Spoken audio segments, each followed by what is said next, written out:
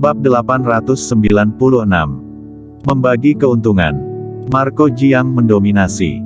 Begitu dia membuka mulutnya, dia meminta Reiki naga. Marco Jiang, apakah kamu benar-benar menganggap dirimu serius? Raja Guntur adalah yang pertama berdiri. Dia mengangkat tangannya, petir menyambar di telapak tangannya, dan menatap Marco Jiang, berkata kata demi kata, kamu berani menduduki Reiki naga dan Reiki naga adalah milikku. Saat Raja Petir berbicara, beberapa mutan datang dan muncul di belakang Raja Petir. Semuanya menatap Marco Jiang dengan waspada dan tiga pria bertopeng. Mereka akan mengambil tindakan segera setelah Raja Guntur memberikan perintah. Hehe. Marco Jiang tertawa ringan. Raja Guntur dia bahkan tidak dipedulikan. Jika bukan karena mutan yang membunuh naga, dia pasti sudah membunuh mutan seperti Raja Guntur sejak dulu. Apa? Kamu tidak sudi? Melihat Raja Guntur dengan senyum di wajahnya. Mati saja. Raja Guntur tidak memiliki banyak kata untuk diucapkan, dan ketika mengangkat tangannya, petir Raja Guntur menyapu. Marco Jiang berdiri di tempat, melambaikan tangannya, dan kekuatan tenaga berubah dari lengan bajunya. Menyebalkan. Raja Guntur sangat marah. Apa yang kamu lakukan? Pada saat ini, Raja Lanling datang. Dia terluka dan topeng di wajahnya terlepas. Baru kemudian semua orang melihat wajahnya dengan jelas. Dia terlihat sangat muda, tetapi rambutnya jarang putih, dan di pupilnya, ada perubahan. Raja Lanling muncul, dan Marco Jiang juga memiliki ketakutan dalam ekspresinya. Bawa ke sini. Raja Lanling mengulurkan tangannya. Orang yang memegang Reiki naga menatap Marco Jiang. Marco Jiang menatap Raja Lanling dan bertanya, siapa kamu? Kamu bisa memanggilku Raja Lanling. Raja Lanling berkata lembut. Apa? Mendengar nama itu, Marco Jiang mundur beberapa langkah secara fisik. Sebagai anggota keluarga Jiang, bagaimana mungkin dia tidak tahu tentang Raja Lanling? Selain itu, ia juga belajar seni bela diri yang ditinggalkan oleh Raja Lanling. Pada saat ini, Klutang dan Kingston Jiang juga datang. Mendengar perkataan Raja Lanling, keduanya kaget. Klutang bertanya dengan kaget, kamu adalah Raja Lanling, orang yang memberiku darah Phoenix.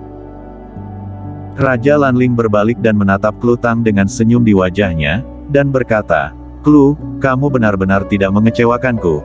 Aku tidak menyangka bahwa darah dari 4 binatang keberuntungan benar-benar cocok bersamamu. Kupikir aku butuh 100 tahun untuk memurnikan darah Phoenix. Kingston Jiang juga memandang Raja Lanling dengan rasa ingin tahu. Apakah ini tuan dari leluhur keluarga Jiang? Raja Lanling berkedip. Orang yang memegang Reiki naga terkejut. Sebelum dia bisa bereaksi, Raja Lanling muncul di depannya dan dengan cepat menembak, merampok Reiki naga. Saat berikutnya, Raja Lanling telah kembali ke tempat asalnya. Semua ini terjadi hanya antara lampu listrik dan batu api. Melihat Raja Lanling memegang Reiki naga seukuran bola basket, wajah semua orang yang hadir penuh kekecewaan, dan sekarang Reiki naga telah jatuh. Di tangan yang kuat, jika ingin meraihnya tidak mudah. Raja Lanling memegang Reiki naga dan berkata, aku juga tidak egois, Reiki naga memiliki bagian. Mengatakan itu, dia melambaikan tangannya. Pedang naga pertama yang jatuh di kejauhan terbang, memegang pedang naga pertama, dan menebas Reiki naga dengan ganas. Duar. Elemen Reiki naga meledak dalam sekejap. Dari 1 hingga lebih dari 20. Pada saat ini, semua orang terbang ke langit, masing-masing mengambil 1. Kingston Jiang dan Klutang juga mendapatkannya. Raja Lanling mendapat 2, menyingkirkan 2 Reiki naga, berjalan langsung ke tubuh naga dan mengambil darah, lalu berbalik dan pergi. Yang lain bergegas mengambil darah. Pada saat ini, Winona Jiang juga tiba. Dia memegang beberapa peralatan di tangannya, menyerahkannya kepada Kingston Jiang, dan berkata, Kak Kingston, ambil darah. Kingston Jiang melirik Winona Jiang, lalu mengangguk, ya. Dia mengambil peralatan yang diberikan oleh Winona Jiang dan mulai mengumpulkan darah. Naga itu sangat besar, bahkan jika sudah mati, baru saja mati, ada banyak darah naga, dan semua orang mendapatkan darah naga yang memuaskan.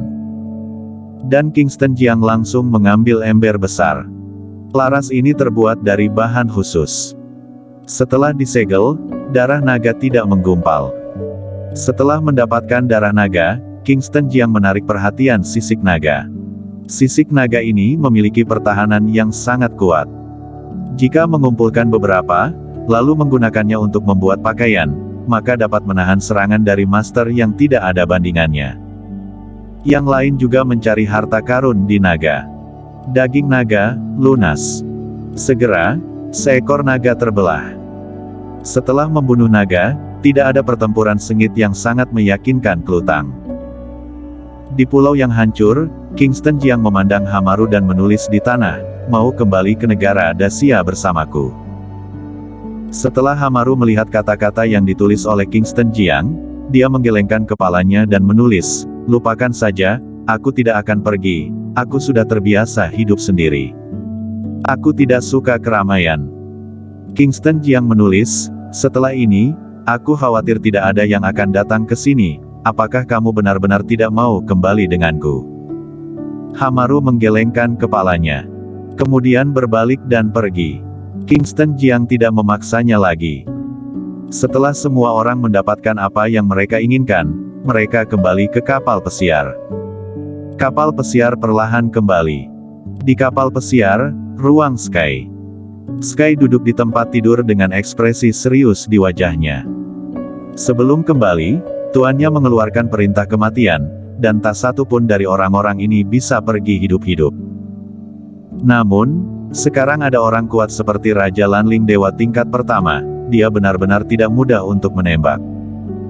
Itu juga karena Raja Lanling sehingga tidak ada pertempuran sengit yang terjadi setelah membunuh naga itu. Dia duduk di tempat tidur dan mulai berpikir. Memikirkan bagaimana cara membunuh petarung-petarung ini di luar negeri. Tapi setelah memikirkannya untuk waktu yang lama, tidak mungkin. Ledakkan saja kapalnya. Wajah Sky sangat kejam. Sekarang, satu-satunya cara adalah meledakkan kapal ini. Dia diam-diam meninggalkan ruangan, ingin pergi ke bawah, pergi dengan perahu kecil, dan pada saat yang sama meledakkan perahu. Begitu dia berjalan keluar dari ruangan, dia melihat Marco Jiang berdiri di pintu. Marco Jiang menatapnya dengan senyum di sudut mulutnya. "Sky, apa yang kamu coba lakukan? Aku peringatkan, jangan main-main." Sky berkata sambil tersenyum, "Ya, aku hanya bosan di kamar dan ingin jalan-jalan."